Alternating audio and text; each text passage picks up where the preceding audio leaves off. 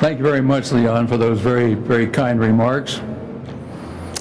You know, I want to squelch one rumor. It's not true that on that last flight, NASA would not let me make a spacewalk because they were afraid at my age I might wander off someplace. Didn't happen. But I think we should say, NASA, happy birthday. Nobody said that yet tonight.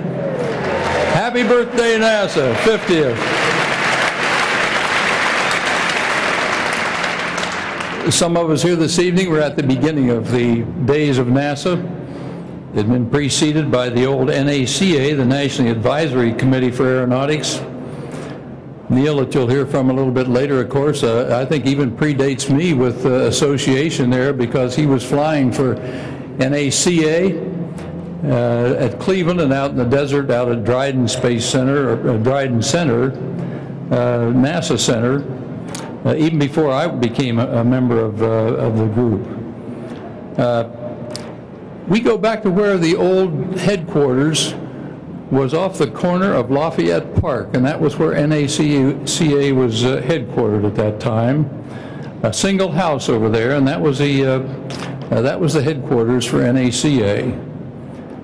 You know, if we could just stop and say, what do we think are the couple of things that made this country great, that let us develop in a very short period of time, in just about 120 years, into the leading nation in the whole world?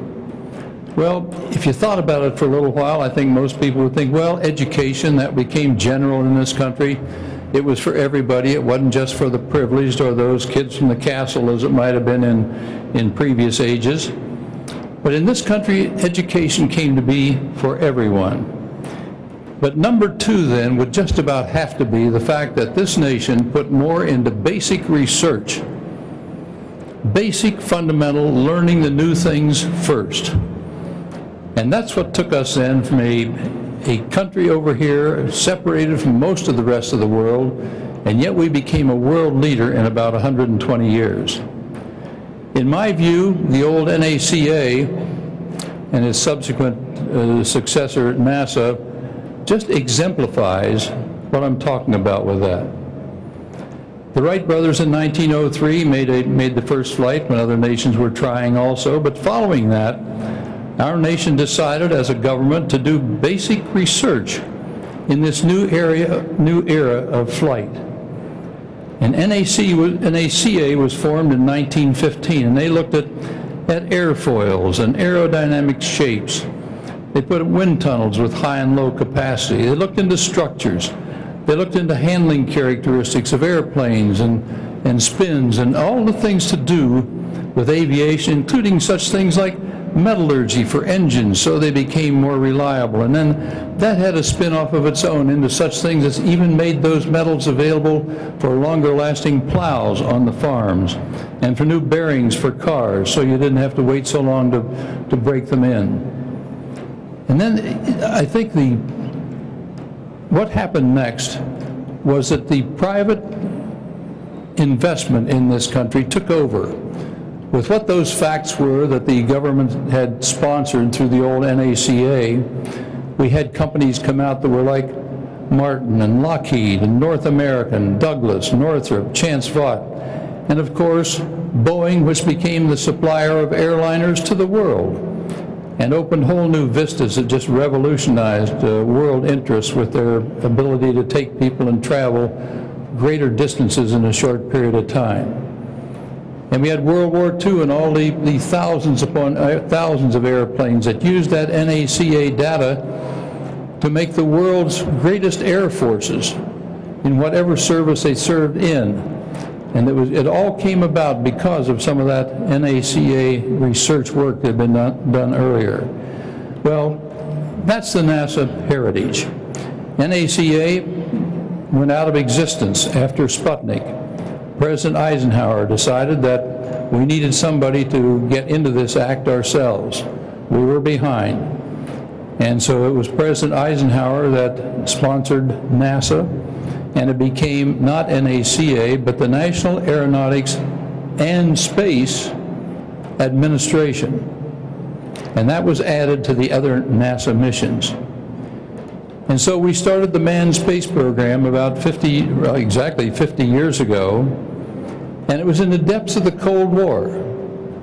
And we remember very, very well the Soviets claiming research and technical superiority to the United States. Thousands of students being educated in the Soviet Union and sent back to their countries. Us trying to play catch-up. And their boosters worked, and ours too often were blowing up on the launch pads. So they had beat us into orbit, but we did come back. And we came back in Mercury with the suborbital flight in '61, the orbital flight in '62. Gemini taught us how to rendezvous. Apollo with Neil made that incredible first step on the moon that you saw in the footprint a little while ago. I always get goosebumps every time I see that thing. In 1973, we had a space lab, and it started real big-time research, not just traveling, but big-time research, and started us out on a track of benefits that would benefit us right here on Earth. In '86, we were brought up short because we were reminded of what a dangerous business this can be if we're not careful when we had the Challenger and all of that accident at that time. In '98, we started a space station, and later in '98 we had a space station, and later it became the International Space Station with 15 other nations with us, and became a long-term research into benefits of what would accrue to people right here on Earth if we just used that new laboratory of space, which we'd never had the opportunity to use before. NASA planned at that time to get into biotechnology, combustion research, fluid physics, fundamental physics, materials science. But in January of '04, the President directed a new mission for NASA. It was to go to the moon and to Mars. And everybody went along with that. I went along with that, thought it was great, except for one thing. The money didn't follow. We had no plans for new money, and Mike Griffin, that you'll hear from later, was given what I viewed as an almost impossible job. Do everything you're doing now at NASA that's worked out so well for the benefit of this country, but add to it just a couple of little projects like going onto the moon and to Mars. Well, he had no choice but to do some things like cutting research in certain areas. So today we have a station up there that's just about to be completed in a year or so. We will have spent a little over $100 billion on it. That's billion dollars on it. But we're not using it for the type of research that we should use it for, because we don't have the money for that. I've always viewed spaceflight as being of two purposes. Both of them are research. One is macro research and one is micro research, and I think they go hand in hand, or should, if we're to get the major benefit out of everything that we do in space. Macro research is the exploration, going out farther, learning how to go to different places, just the traveling to different places, and what we learn just from doing that and from building the facilities and the spacecraft to go to those different places. But along with that goes the micro research that I think is equally important. But we have to save more on that to even do any of that research now. We're even having to cut out our own transport to the International Space Station for a number of years after we retire the shuttle in 2010. Well, that sounds a little gloomy, but I certainly remain an optimist, even at this late date, to be able to get more money to restore what I would see as a balance, and which I think most people would see as a better balance. It's an appropriate follow-on to NACA and NASA's past. That past, but it's also the key to America's future and to America's continued world leadership. Where we go in exploration is certainly important, but what we learn and benefit from each of those steps along the way will benefit every man, woman, and child in our nation and eventually around the world. The next 50? Who knows? But I'm convinced it's going to be great. Happy birthday, NASA. Thank you.